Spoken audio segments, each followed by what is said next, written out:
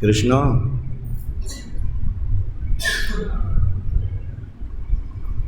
आए हुए समस्त प्रभु प्रेमी, मातृशक्ति, सबके हृदय में विराजित साक्षात गोविंद, सभी प्रभु प्रेमियों को जय श्री कृष्ण, जय श्री कृष्ण, जय श्री कृष्ण। आज क्या है भैया?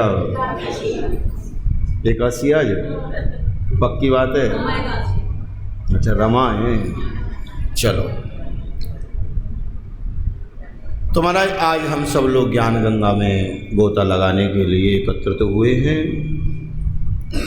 सूर्य महाराज शौनकादिक ऋषियों को कथा श्रवण कराते हैं। नारद जी महाराज राजा पृथु को कथा श्रवण कराते हैं। और वही कथा जो है हम सब लोग ठाकुर जी के श्री चरणों में बैठ करके जो है ना श्रवण कर रहे हैं। तो देखो महाराज, एकादशी व्रतम नाम सर्वकाम फलम ग्रहदम। एकादशी जो होती है ना, वो समस्त कामनाओं को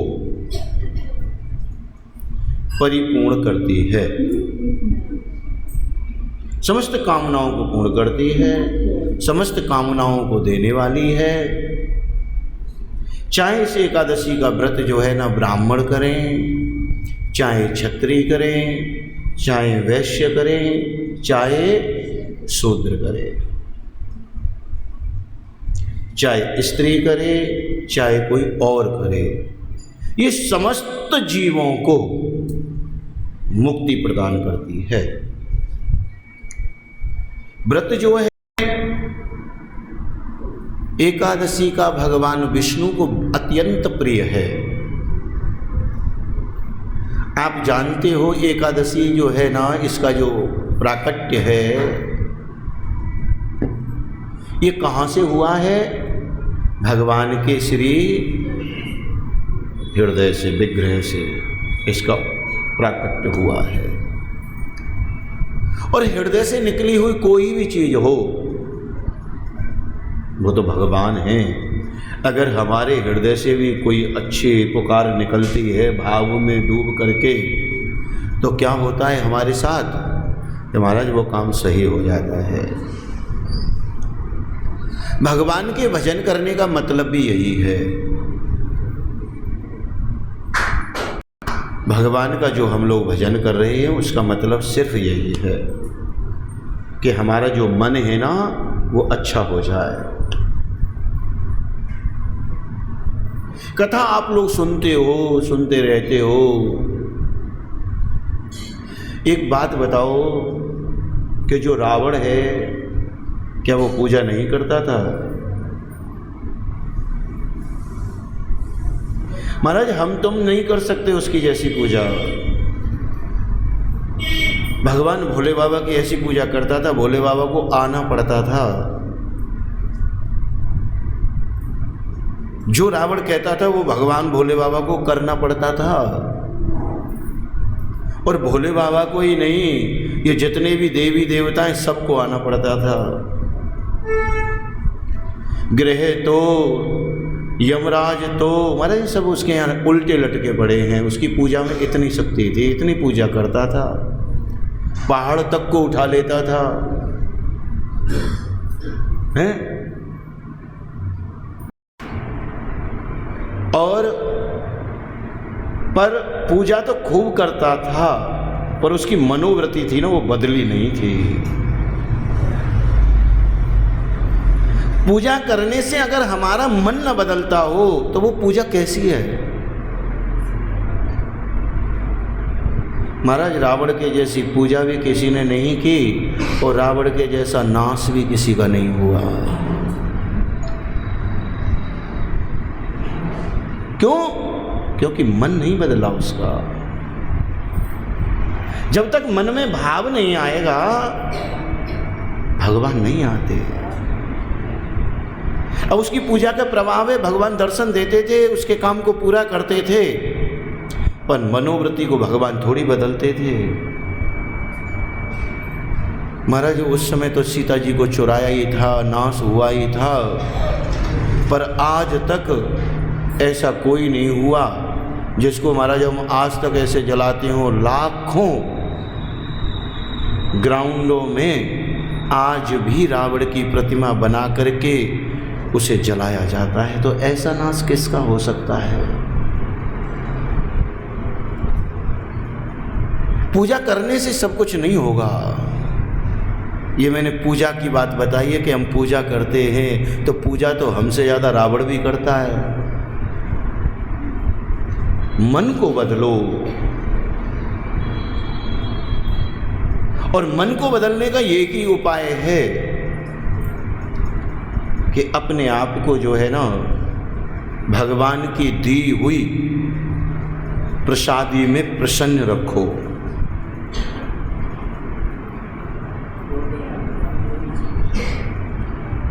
बड़ी कथाएं आती हैं। जिस समय जो है ना सुशीला को ये बात पता लगी है कि महाराज हमारे पति देव के परम मित्र हैं द्वारकाधीश, तो सुशीला ने कहा है तुम चले जाओ, वो तो राजा हैं, हमें कुछ दे देंगे। सुदामा ने बहुत अच्छी बात कही कि देवी उसके पास कोई भंडारा नहीं है। मेरे कन्हैया के पास भंडारे थोड़ी चल रहे हैं, कन्हैया कोई अपने पास से थोड़ी देगा, तो क्योंकि मैंने कर्म ही ऐसे किए हैं उसका भुगतान है ये। मेरे कन्हैया के पास कुछ नहीं है, जो जैसा करता है लाला उसको वैसा ही देता है। तो भगवान कभी किसी को कुछ नहीं देते, भगवान तो हमारे कर्मों का फल देते हैं। अब हमें विचार अपने कर्मों पर करना है बस।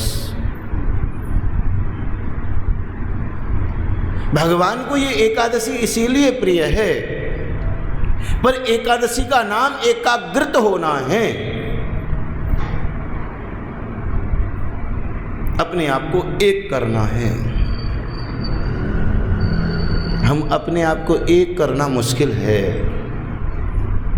क्योंकि हमने क्या कर रखा है आपको पता है? हमने ये रखा है कि हमने अपने आप को जरूरत से ज़्यादा बखेर दिया है, जरूरत से ज़्यादा फैला दिया है। और जब हम जरूरत से ज़्यादा फैल गए हैं तो मन तो एक जगह रह नहीं सकता। अपने आप को समेटना है, चाहे वो ज्ञान इंद्रियों से हो, चाहे वो कर्म इंद्रियों से हो, चाहे वो मन से हो। जो हम बहुत बिखरे बिखरे रहते हैं ना, उस बिखरे बिखरे को हमें एक जगह करना है। और जब तक वो एक जगह नहीं होंगे, जब तक हमारा काम नहीं हो सकता। और एकादशी कहती है कि महाराज मन के जो पाप हैं उनको दूर करो। पाप प्राणी तीन ही प्रकार से करता है, और तीन प्रकार के जो पाप है ना, कोई बता सकता है कौन कौन से तीन पाप जो आदमी करता है? बनिया वैसे एक बात है, कलाकार तो होते हैं, ध्यान रखते हैं बातों का। पाप ही तीन है, मनसा वाचा और कर्मणा। मन से, शब्दों से और क्रिया से, और इन पर काबू ही पाना एकादशी है। जब तक इन पर आप काबू नहीं पाओगे ना, भोजन त्यागने का मतलब एकादशी नहीं है। रोगी को भोजन महाराज कई कई दिन नहीं मिलता, जो बहुत ज्यादा बीमार है वो भोजन कर पाता है क्या? नहीं कर पाता। तो फिर वो एकादशी रख रहा है? नहीं रख रहा ना। भोगी को नहीं मिलता, रोगी को नहीं मिलता भोजन महाराज। कई बार महाराज ऐसी गरीबी आ जाती है, एक एक दो दो दिन कई घरों में महाराज खाना नहीं बनता। ऐसी बहुत सारी कथा आती हैं। तो क्या वो एकादशी का व्रत रख रहे हैं? नहीं रख रहे। एकादशी का व्रत है अपने आप को समेटना। एकादशी में 16 कलाएं हैं, और ये 16 कला जो है ना भगवान की हैं। और हमें अपने आप को एकत्रित करने के लिए, अब देखो हम भोजन तो नहीं, भोजन करते हैं ना, तो भोजन का जो स्वाद है अब जैसे हमारी ये क्या है, ये ज्ञान इंद्रिय है। तो भोजन जो है ना आँख करती है, आँख क्या करती है, देखती है।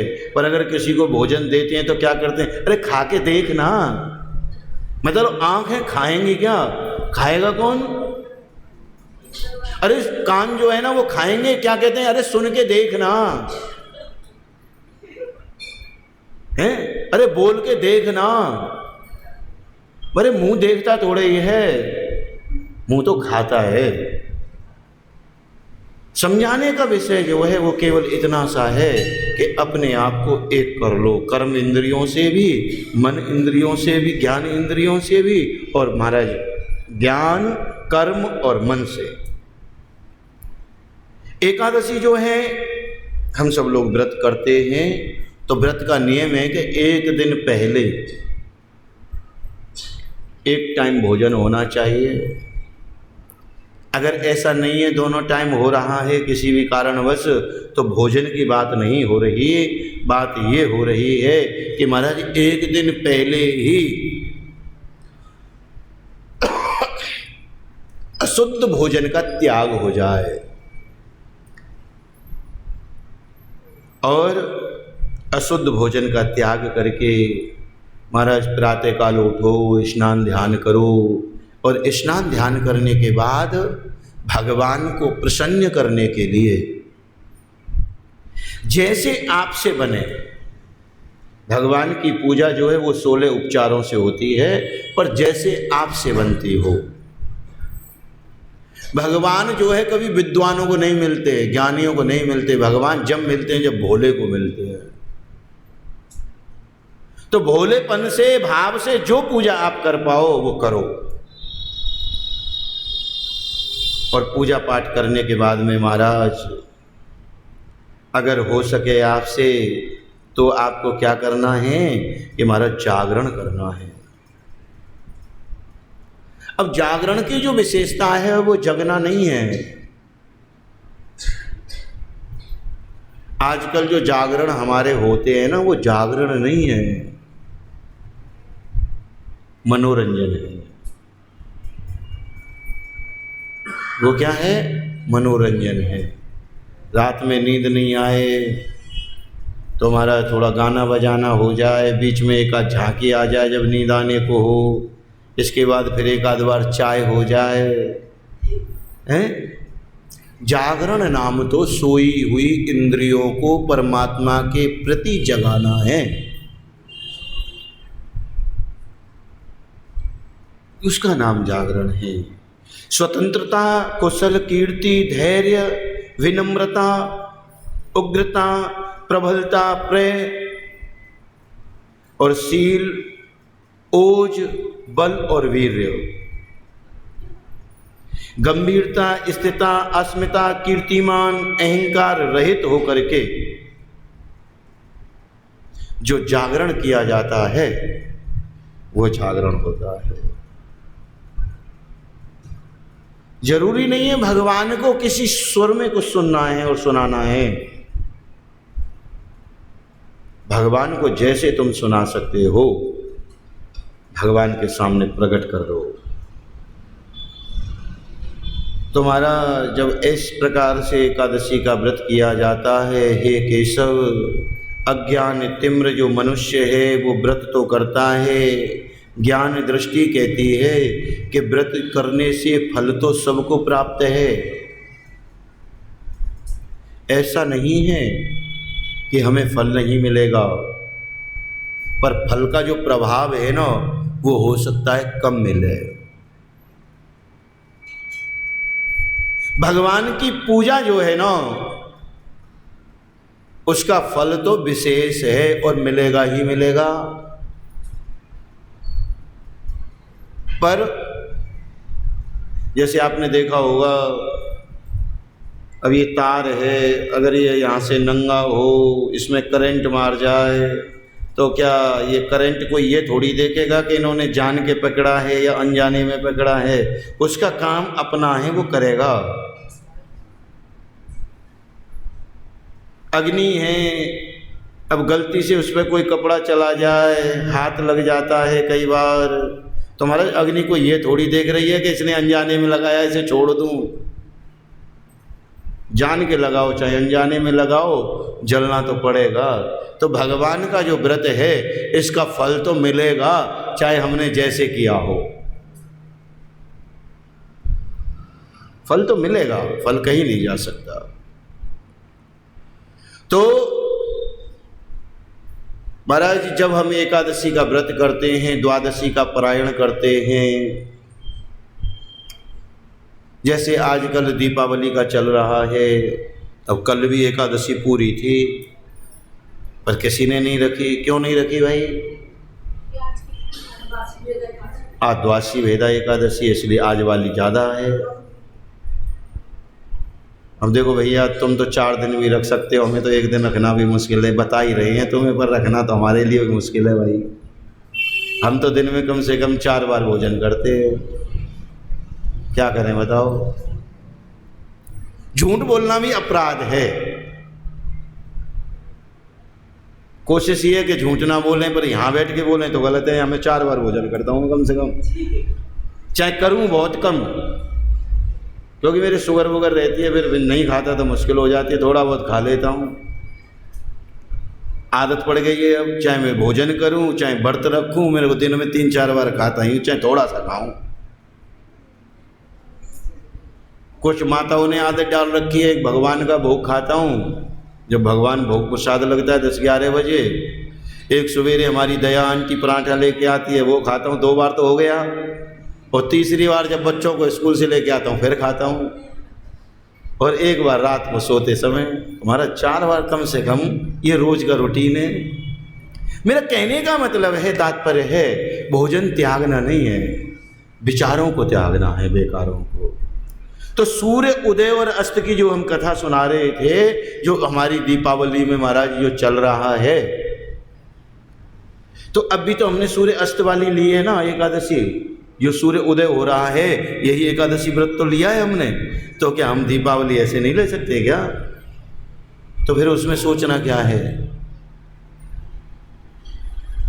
उसमें तो सोचने वाली कोई बात रही नहीं है। पर न जाने हम सब लोग क्यों कंफ्यूज हो रहे हैं। तो हमारा हिंदू पंचांग कहता है सूर्य उदय से लेकर के और अगले दिन जब तक सूर्य उदय नहीं होता वो तिथि मान्य होती है देव पूजा करने के लिए, पितृ पूजा करने के लिए। जिस वर्तमान समय में जो तिथि चल रही हो वो मान्य होती है। जैसे किसी के प्राण तो निकल गए एकादशी में, संस्कार हुआ द्वादशी में, तो श्राद्ध कब होगा? एकादशी में होगा। शरीर जब ही छोड़ा है ना, अब शरीर को छोड़ दिया, अब तुम संस्कार 10 दिन मत करो तो क्या उसका 10 दिन बाद श्राद्ध शुरू थोड़ी होगा? कई लोग तो ऐसा करते हैं, घरों में लोग बच्चे बाहर रहते हैं तो वो बॉडी रखी रहती है, तो संस्कार वो ऐसे थोड़ी होगा। तो ऐसे ही महाराज सूर्य उदय से अस्त होता है। तो हम कोई भी अगर द्वादशी का विधान है, एकादशी का विधान है या और किसी चीज का है, तो सूर्य उदय होगा उस तिथि का दान लगता है। वो ब्राह्मणों को भोजन कराना चाहिए। ऐसा नहीं हमने आज व्रत रखा और कल भोजन कर लिया, हो गया व्रत। नहीं, जो त्याग किया था ना, वो त्याग जो किया है वो हमें किसी और को देना चाहिए।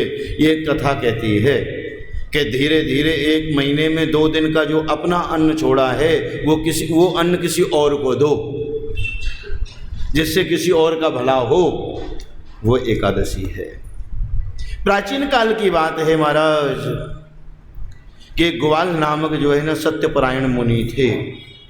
वो महाराज बड़ी भगवान की पूजा करते थे, तपोनिष्ठ थे। उनके यहाँ जो है ना एक पुत्र हुआ जिसका नाम है भद्रशील। भद्रशील नामक जो पुत्र है ना वो भगवान को बहुत प्रिय है। अच्छा एक बात है, हम तो भगवान से बहुत प्रेम करते हैं, पर भगवान हमसे भी तो करें ना, ठीक है ना। सबसे ज़्यादा प्रिय वही होता है जिसको स्वयं भगवान भी प्रिय लगते, भगवान को वो स्वयं प्रिय लगता हो।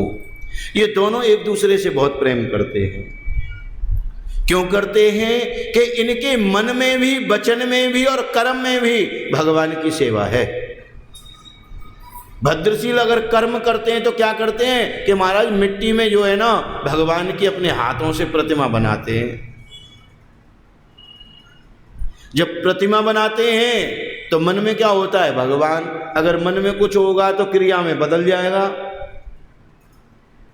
जैसे कहते हैं ना कि कोई भी चीज़ बनाई गई, कोई पूरे ध्यान से नहीं बनाई गई तो वो बिगड़ जाएगी, स्वाद नहीं रहेगा। तो पूरा काम जब होगा तो वो पूरा क्रिया से किया जाएगा। तो जो क्रियाएं उनकी मन से भी, वचन से भी, कर्म से भी भगवान के प्रति है। प्रतिमा बनाना, भगवान का स्मरण करना, भगवान का कीर्तन करना, ये सारे काम करते हैं। पिता ने देखा बालक बहुत छोटा है और काम बहुत बढ़िया करता है। भगवान का ध्यान करना हर किसी के बस की बात नहीं है महाराज। ये भी लोहे के चने चमाना है, भगवान का भजन करना आसान नहीं है।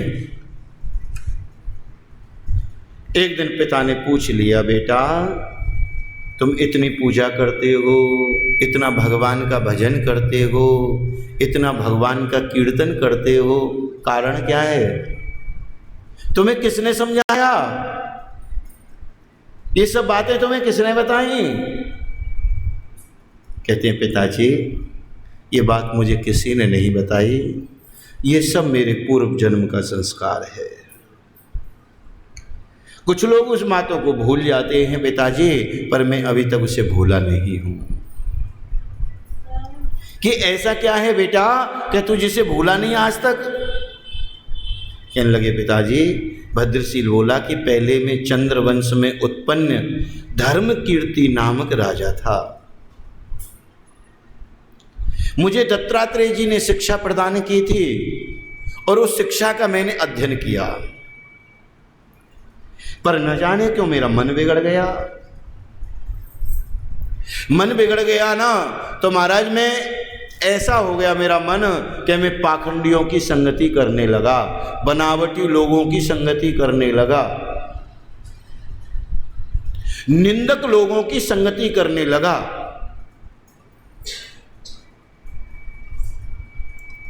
हम कुछ न करें, पूजा कोई पूजा न करें चलेगा, कर्म ही पूजा है, काम धंधे में घर के में लगते हैं वो पूजा है, चलेगा, मत करो। पर अगर कानों से हम निंदा श्रवण करते हैं ये नहीं चलेगा महाराज। जितनी की हुई पूजा है ना वो भी नष्ट हो जाएगी। कानों से अगर हम किसी की बुराई भलाई सुनते हैं वो सब खत्म हो जाएगी।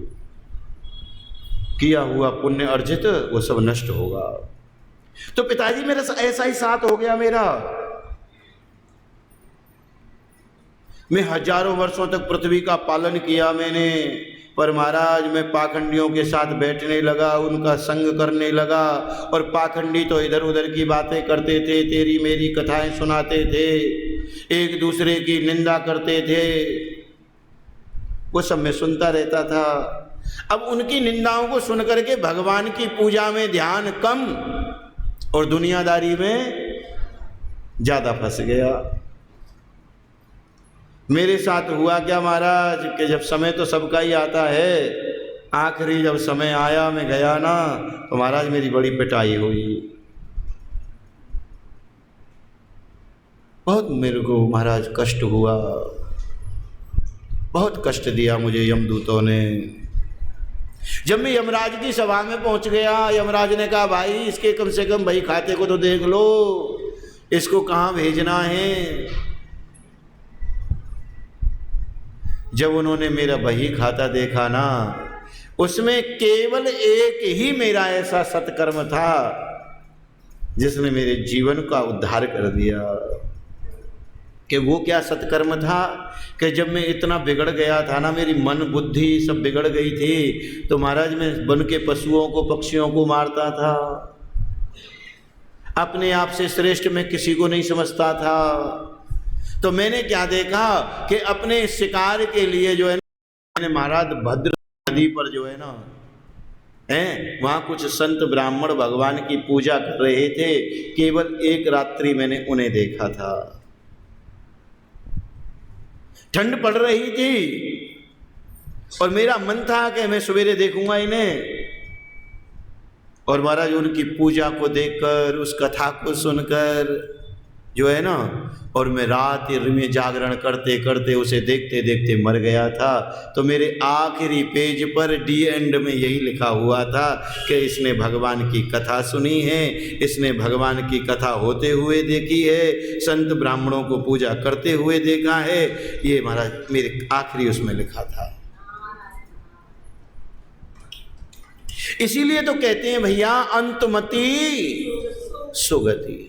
हम रोज कथा इसीलिए सुनते हैं, हम रोज कथा जो है ना इसीलिए करते हैं, पुस्तक पढ़ते हैं, भजन करते हैं कि हो सकता है कि जिस समय महाराज वो आए हमें लेने के लिए जाना तो पड़ेगा, पर जब वो लेने आए ना तो हमारे मुंह से गोविंद का स्मरण निकल जाए, हमारा उद्धार हो जाएगा। और कुछ हमारे लिए उपाय नहीं है। तो पिताजी जैसे उसने देखा, यमराज ने कहा ओ इसको कोई कष्ट नहीं देना, ये मेरे स्वामी का सेवक है, मेरे स्वामी का भक्त है, इसे छोड़ दो। महाराज इसको हम पकड़ के लाते हैं, सारी उम्र तो ये पाप करता रहा और अब कह रहे हो आप इसे छोड़ दो। कहने लगे भैया इन लोगों को यहाँ मत लाया करो, जो भगवान की कथा सुनते हैं, भगवान का भजन करते हैं, उनको यहाँ नहीं लाना आपको, उनको तो बैकुंठ में भेजो, वो तो बैकुंठ के अधिकारी हैं। कहने लगे महाराज इन्होंने तो लास्ट समय में भजन किया है।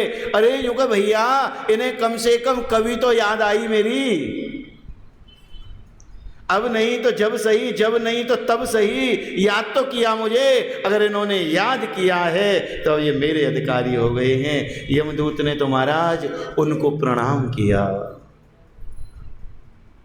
भगवान के भक्त को प्रणाम करना ये परंपरा है। एक दूसरे को राधे राधे, एक दूसरे को जय श्री कृष्ण, जो भी अपनी परंपरा में हम लोग कह सकते हैं, अपनी वाणी से हमें कहना चाहिए।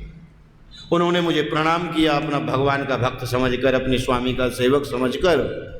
और पिताजी अब मैं वहाँ बड़े आनंद से बड़े समय तक रहा।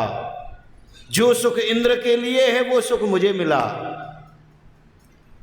जब सारे सुख मुझे मिले ना वहाँ, मुझे मेरे जीवन में इतना आनंद मिला पिताजी। और कुछ समय के बाद में मेरा जो जन्म है वो आपके घर में पुत्र के रूप में हो गया है पिताजी। अब मैं उतने जो किए हुए कर्म थे उन्हें देख करके मैं आया था। उस उपकार को, उस कृपा निधान के कृपा को मैं कैसे भूल सकता हूं। संसार के लोगों के लिए न जाने हम लोग क्या क्या करते हैं। अगर हम झूठ भी बोलते हैं तो किस लिए? परिवार के लिए। अगर हम कहीं गलत भी करते हैं किस लिए? परिवार के लिए। जो भी कर्म करते हैं वो संसार के लिए है, पर जो भजन करते हैं ना, जो दान करते हैं ना, वो अपने लिए है। तो पिताजी ऐसे दयालु को, ऐसे कृपालु को, ऐसे करुणा के सागर को मैं भूल नहीं सकता। इसीलिए मैं उनका भजन करता हूँ, उनकी प्रतिमाएं बनाता हूँ, उनका ध्यान करता हूँ। और संसार के लोग जितने भी हैं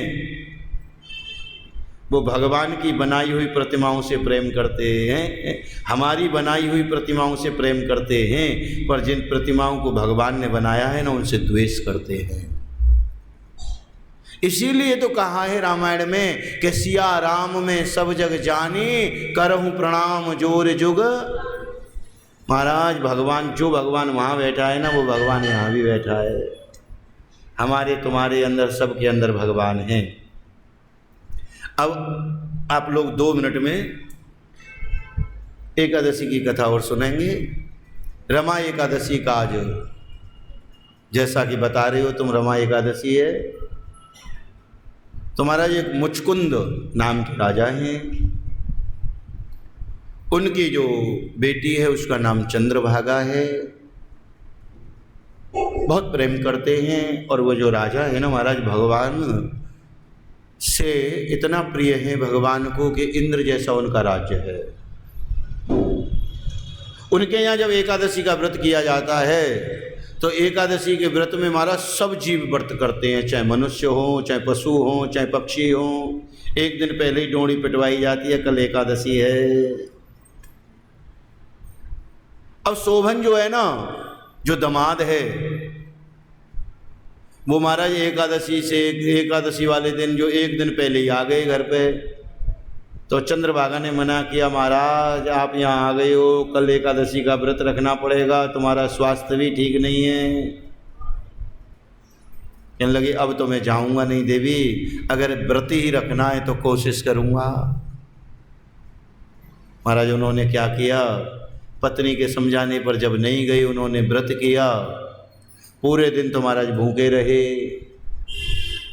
खूब कीर्तन किया।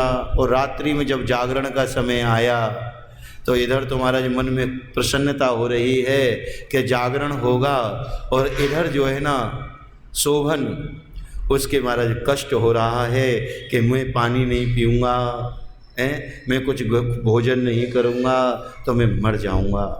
पर उन्होंने अपने आप को एकत्रित रखा, और ऐसा एकत्रित रखा कि महाराज अपने पंच भौतिक शरीर को त्याग दिया। पंच भौतिक शरीर को त्याग दिया। अब महाराज उनका अंतिम क्रियाकर्म किया गया। इधर क्या होता है कि महाराज जब देखा नगर में एक ब्राह्मण रहते हैं। अब ब्राह्मण जो है ना महाराज, वो भगवान के यहाँ कभी कहीं यात्रा पर निकलते हैं, जिसको हम समाधिस्थ कहते हैं, समाधि में कहीं भी पहुंच जाते हैं। देखा तो शोभन के तुम्हारा आनंद हो रहे हैं। और जब यात्रा से महाराज जब पूछा बेटा तुम, कहने लगे महाराज मैं तो उनका दामाद हूँ राजा का। कहने लगे अच्छा, ऐसा फल तुम्हें कैसे प्राप्त हुआ? कहने लगे एकादशी के व्रत के प्रभाव से, जो मैंने रमा एकादशी का व्रत किया उसका ही फल है जो मुझे प्राप्त है। उन्होंने आकर के बताया ना महाराज, अब तो जो चंद्रभागा है वो भी रह नहीं पाई।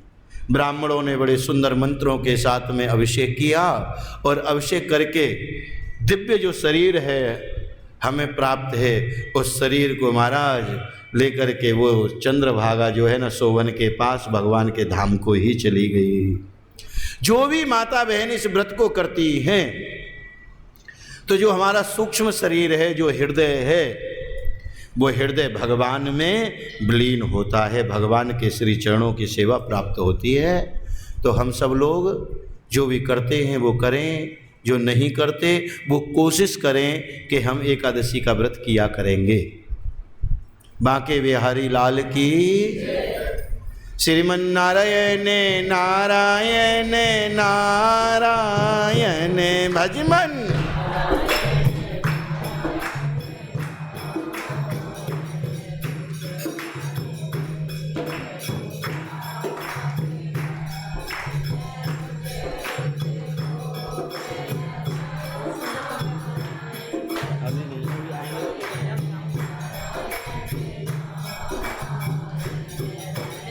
जय हो जय हो। सागे बिधुरे घरे खाए नारायण भजमन नारायण नारायण भगत